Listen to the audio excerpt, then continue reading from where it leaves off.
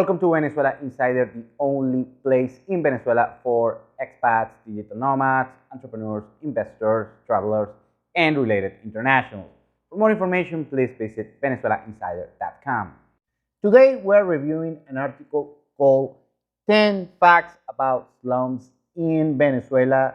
This article was made by the Virgin Project, and this is an organization, this is a non-profit organization that is addressing poverty and hunger and working towards ending them, according to the Huffington Post. We're gonna read the article and I'm gonna give my take on it. The once oil-rich South American nation of Venezuela has seen tremendous hardship in recent years as the economy has collapsed and inflation rates continue to rise. In many urban centers across Venezuela, the poor reside in slums known as barrios. The number of people living in barrios has steadily increased as the country has become urbanized. These barrios are vulnerable to a host of threats, including high levels of violence and environmental dangers. Below, there's a list of 10 facts about slums in Venezuela. So, number one, rapid urbanization following the financial boom during the 1950s in Venezuela led to a major housing shortage. As the country's economy skyrocketed, many people abandoned a rural way of life in order to move to the city centers. The country could not accommodate the influx of people to the cities. This led to overcrowded urban housing structures, such as the famed 23 de Enero, which years later will develop into one of the country's largest slums. Today, 93% of the Venezuelan population lives in urban centers. In the capital of Caracas, two-thirds of the population live in slums. I kind of agree, yeah, it's pretty much like this. In 2011, in an effort to solve the housing shortage, which left 3.7 million Venezuelans without proper shelter, former President Hugo Chavez passed a bill that will allow people to build upon any unoccupied land. Therefore, families that occupied homes in the slums most often build them as well, because much of the land in the mountainous regions of Venezuela is not suitable to be upon. People took to building their homes in top of each other. This created crowded vertical slum communities, most notably in the outskirts of the country's biggest city, Caracas.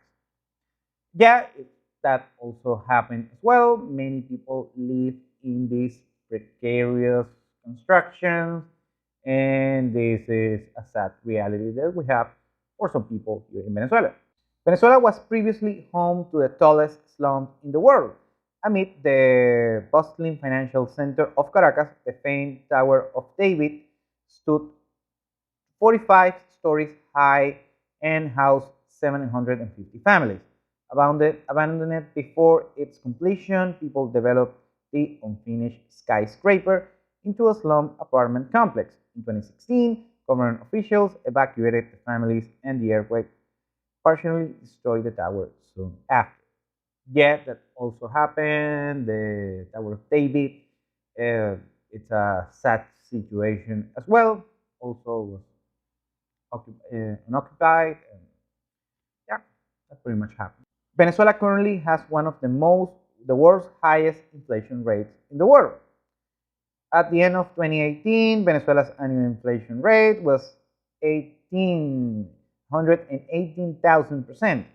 Massive inflation has led to widespread food insecurity and has left 80% of the population impoverished. Many people have quit their jobs in order to spend their days finding food. People most stand in long lines for food in the slums in Venezuela, while the wealthier people take the black market to buy food at exorbitant prices. Well, first, a lot to explain on this point. This article was written on 2018. At the moment, that's probably the worst part of the crisis. There was, right before that, was a food shortage. However, on 2018, things started to get more normal.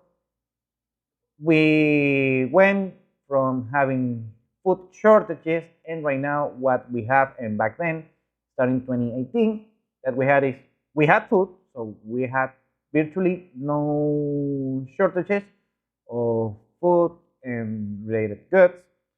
However, they became expensive for the average Venezuelan. The other thing about the inflation rate, back then we had a nominal hyperinflation. However, by the year 2018, the country starting to be de facto dollarized. So people, most of the private people, not only companies but individuals, they charge their goods and services in USDs. So basically, in the inflation, the official rate of inflation that you see measured on Venezuelan bolivars is basically irrelevant until a certain degree. And of course, before that, when we have this high inflation, that impoverished many people, and we still have a lot of impoverished people here in Venezuela, usually that they live on these slums. Number five, many of the slums in Venezuela are on the sides of steep mountain slopes, with a rainy season that lasts several months. From May to November, residents of the feeble built slums in Venezuela are very vulnerable to environmental dangers, such as earthquakes and mudslides. Years of construction of these mountain slides have destabilized the soil, doubling the threat since the 1950s of deadly mudslides. One of the most notorious storms hit in Venezuela in 1999 when a year's worth of rain fell just in a matter of days. Mudslides following the storm killed 32,000 people and left 100,000 people homeless. Yes, that occurred in Vargas, this event on 99, and it was awful for many people, and not only for people that live in slums, but also for many people, middle class and high middle class. Many people lost everything that they had due to these mudslides that rain. The 99-year rain was terrible, it was awful, and created this situation. It was still remembered until today for many people, and it was a sad situation that occurred back then in Venezuela. Number six, a series of massive power outages that began in March 2019 left more than 20 million people without access to running water for over 2 weeks. With that unstable government and economic collapse, there is a continual threat of more power outages in Venezuela. Out-of-date electrical power systems are necessary to pump water up to the steep hillside where most of the slums reside. Whereas wealthier Venezuelans can travel to streams and lakes for their water, residents of the slum must line up at local manholes nicknamed pozos of well or wells for their water supply. Because many are using unclean water sources, there has been a recent increase in typhoid fever, and hepatitis A. Okay, let's talk about the public services. Yeah, they're not good in Venezuela, I have to say. They were worse until just a couple of years. However, on the past, let's say 2 years, 2, 3 years, those services that were quote unquote free right now are being charged, and some maintenance has improved the situation regarding the public services. Talking about, of course, the power grid and also the water services, it's been slightly improving year over year since the past, let's say, 2 years or so. We had this massive blackout nationwide in early 2019. I remember it was awful days, I have to say. However, that situation is improving a little bit, but still the slum areas are getting affected day by day for lack of good public services.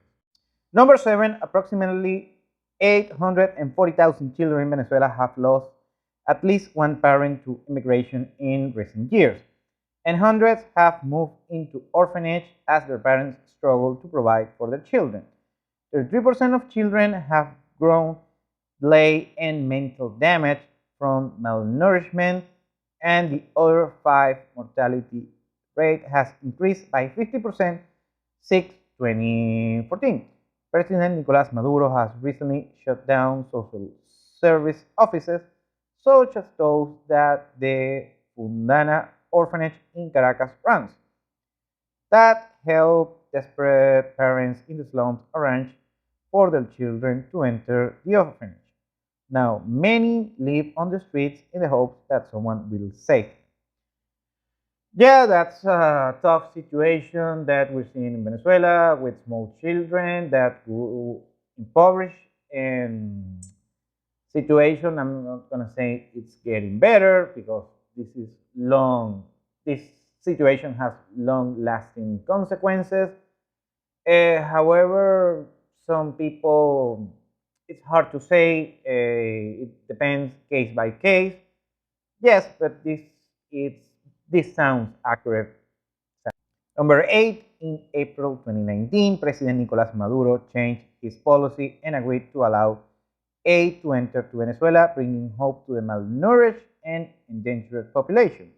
UNICEF and its partner organizations have provided health and nutritional supplies to more than 300,000 Venezuelan women and children in the past year. These organizations have also distributed over 12,000 water purification tablets and 4,200 oral rehydration salts during this time.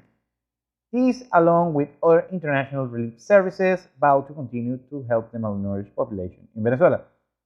Well, I haven't made the due diligence in order to account for the UNICEF and related aid to Venezuela, but it sounds congruent. Number 9, because hospitals lack basic necessities and access to clean water, UNICEF and its partner organizations have worked to provide generators to hospitals in the case of power outages. In addition, they have sent 55 tons of health supplies to the country since January 2019. These supplies include deworming tablets that have helped 4.3 million children and breastfeeding or pregnant women. They also include vaccines to combat the deadly diseases that plague children in Venezuela, including 9 million doses of diphtheria vaccine during their national immunization campaign. Like I said, I haven't made a due diligence or an audit on such aid, but sounds pretty congruent as well. Number 10, although many teachers have left and school attendance has dropped by half in the past 2 years, people have not given up on the struggling youth in Venezuela. International relief efforts and non-profit organizations have come together in order to safety and psychological treatment for the at-risk youth. UNICEF has contributed 260 education kits for over 150,000 children in public schools. It has also offered psychosocial support for nearly 10,000 children. The Venezuela organization Pasión Petare, which uses soccer to help children stay motivated and avoid life's crime in the slums in Venezuela, has also recently begun to offer daily meals and safe place to spend the day to over 2,000 students in the slums of Petare.